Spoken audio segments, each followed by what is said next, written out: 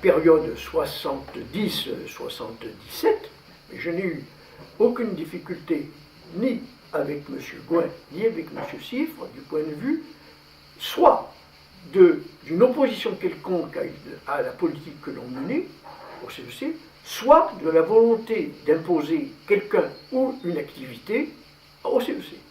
Il est quand même un peu anormal que la collectivité locale n'ait pas plus de représentation. La commission de coordination était une commission qui regroupait je ne sais combien de fonctionnaires d'État, plus ou moins intéressés et indifférents, et le maire.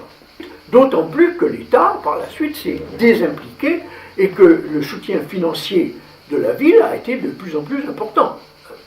Ceci étant dit, c'était une période où cette cohabitation, enfin cette liaison entre collectivité locale et État était, elle était naturelle, elle était nécessaire pour pouvoir justement créer et développer. Donc chacun a pu s'y reconnaître et sans difficulté. Et moi j'ai bénéficié de cette situation-là, de ce point de vue-là.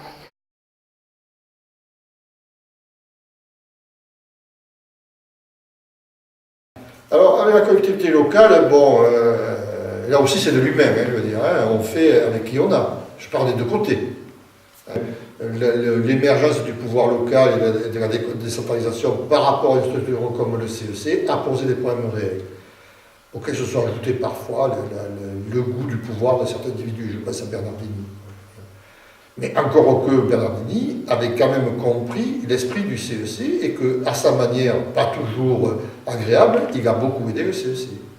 Même parfois en faisant un peu du national-socialisme, c'est-à-dire il voulait faire le bonheur du CEC sans les gens du CEC. Bon.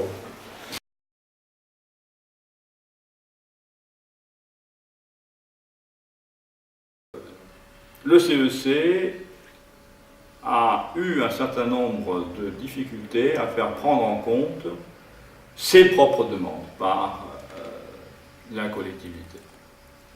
On a quand même un peu l'impression que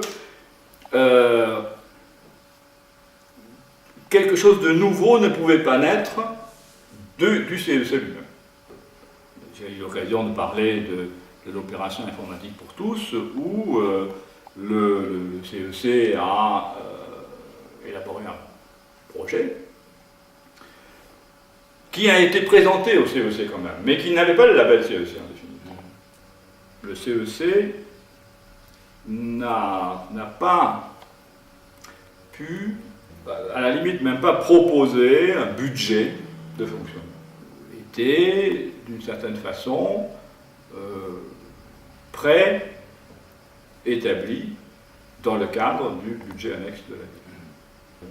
Bon, au niveau d'une séance de coordination, les chiffres étaient annoncés, mais